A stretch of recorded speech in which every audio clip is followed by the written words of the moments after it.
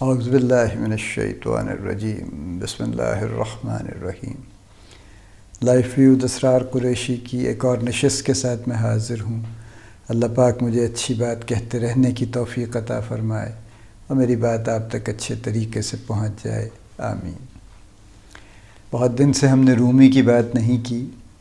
رومی کی کوئی بھی بات ایسی نہیں ہوتی جو جلدی سے جو بتائی جا سکے اور جس کو ایکسپلین کیا جا سکے، یوں کہیے۔ جو ترجمہ میرے پاس ایک پڑھا ہے انگلش کا، کولمن باکس کا، جس کا میں نے تذکرہ پہلے بھی کیا تھا، وہ میں پڑھا ہے، میرے قریب ہی پڑھا ہے، اور میں بیچ بیچ میں اٹھا کے جہاں سے بھی کھلتی ہے کتاب، میں اس کو وہاں سے کہیں تھوڑا بہت پڑھ لیتا ہوں، پھر اس کو اپنے دماغ میں اس کو چلاتا رہتا ہوں، پھر اس کو ایک مختصر سی اس کا ایک پیس ہے بسم اللہ کے نام سے، وہ میں آپ سے شیئر کرنا چاہتا ہوں۔ انگلش ٹرانسلیشن ہے، لیکن اس کو میں مزید بھی ایکسپلین کر دوں گا ساتھ میں۔ رومی فرماتے ہیں کہ it's a habit of yours to walk slowly, you hold a grudge for years, with such heaviness how can you be modest, with such attachments do you expect to arrive anywhere. یعنی ہمارے دلوں میں جو کچھ بھرا ہے وہ ہمارا بیگیج ہے، ایموشنل بیگیج ہے، بغض ہے، کینہ ہے، حسد ہے، رقابت ہے، بدلے کی آگ ہے، بہت کچھ ہے جو ہم اپنے، انفیکٹ اچھی چیزیں تو کچھ کم ہیں، اس قسم کی نگیٹو، منفی اور خراب چیزیں بہت سی بھری ہوئی ہیں ہمارے اندر۔ اسی کا ذکر ہے کہ یہ وہ چیزیں ہیں جو ہمیں راستہ چلنے میں روکتی ہیں اور ہمیں بھاری کرتی ہیں اور بوجھل کرتی ہیں۔ تو رومی نے یہ سوال کیا ہے کہ اس بیگیج کے ساتھ کیسے چلو گے اور کیسے ماڈسٹ ہوگے، یعنی انکساری عاجزی کہاں سے لاؤ گے اس کے ساتھ، اور کہیں نہیں پہنچو گے، کیسے پہنچ سکتے ہو۔ سو بہتری کیا ہے؟ Be wide as the air to learn a secret, کہ جتنی ہوا کھلی ہے اس حد تک کھلے ہو جاؤ تو کوئی کسی راز کا پتہ چلے۔ Right now your equal portions clay and water تھک مڈ۔ جب کمہار مٹی سے برتن بناتا ہے، اگر آپ نے دیکھا ہے تو کیا ہوتا ہے، ایک تھک مڈ ہوتی ہے نا، ایک مٹی لی، پانی لیا، اس کو گوندھ لیا، اور وہ کیچڑ ہی ہے بیسکلی، تو اس کے ہاتھ میں ہوتا ہے، اور پھر وہ جب اس کو گھماتا ہے تو نہایت خوبصورت چیزیں بنتی ہیں۔ یہ فرق ہے۔ تو وہ کہتا ہے کہ ابھی تم صرف کیچڑ ہی ہو، اس کو موقع دو کہ کچھ بن سکے اس میں سے۔ Abraham learned how the sun and moon and the stars all set.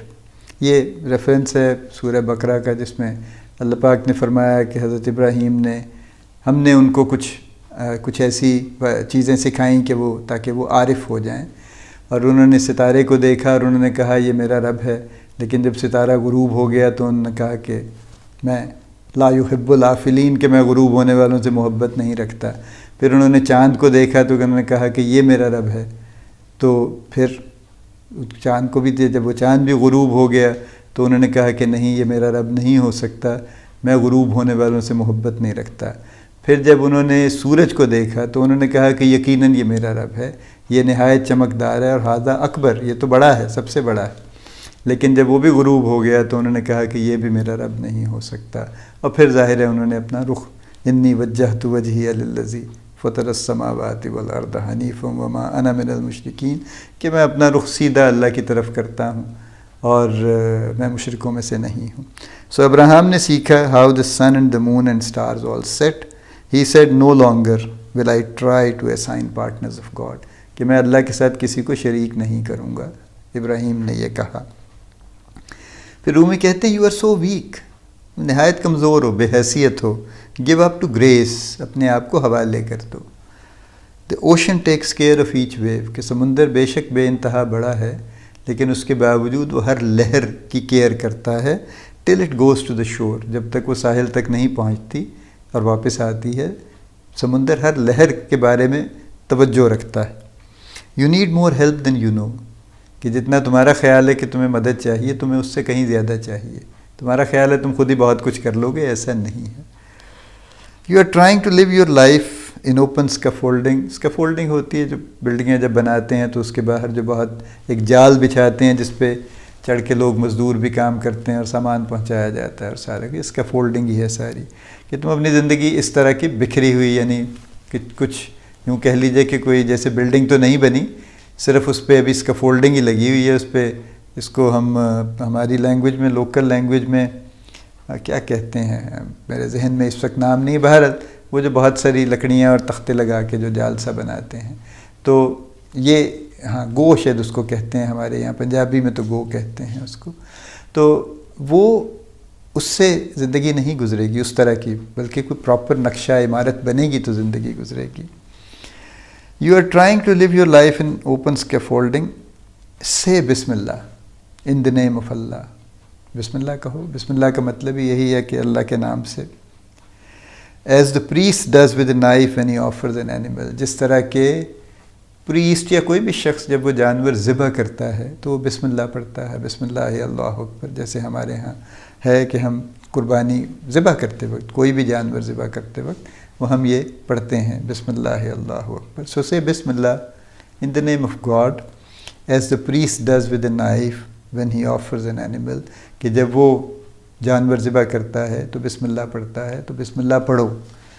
بسم اللہ یور اولڈ سیلف، یہ اصل بات ہے کہ اپنے پرانے سیلف کو، اپنی پرانی شخصیت کو بسم اللہ کر دو، بسم اللہ اللہ اکبر کر دو، اس کو ذبح کر دو، اس کو ختم کر دو.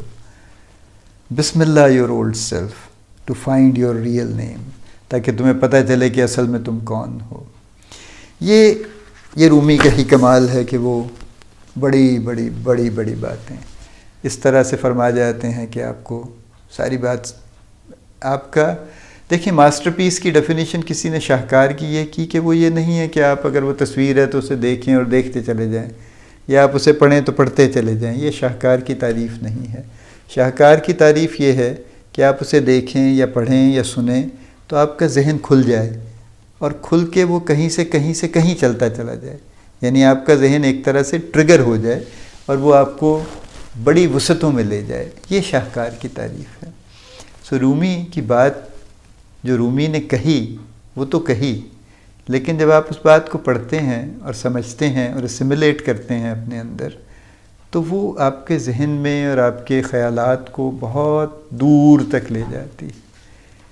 سو بات تو بڑی سمپل سی ہے، 3-4 ہی باتیں انہوں نے فرمائی ہیں اس ٹکڑے کے اندر، لیکن جو اصل بات انہوں نے آخر میں کہی ہے ساری باتیں اسی کے لیے تھیں کہ بسم اللہ یور اولڈ سیلف، کہ اپنے پرانے سیلف کو ذبح کر دو تو تب تمہیں پتہ چلے گا، then you will find your real name, کہ پھر پتہ چلے گا تم کون ہو اصل میں.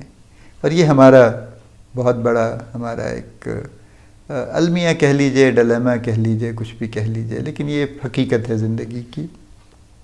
ہمارا اصل سیلف ہمیں خود بھی پتہ نہیں ہوتا، اور ہم دوسروں سے یہ توقع رکھتے ہیں کہ وہ ہمیں نہیں سمجھتے. ہماری سب سے بڑی شکایت دوسرے لوگوں سے یہ ہے کہ یہ ہمیں نہیں سمجھتے. یعنی یہ ہر جگہ ہے.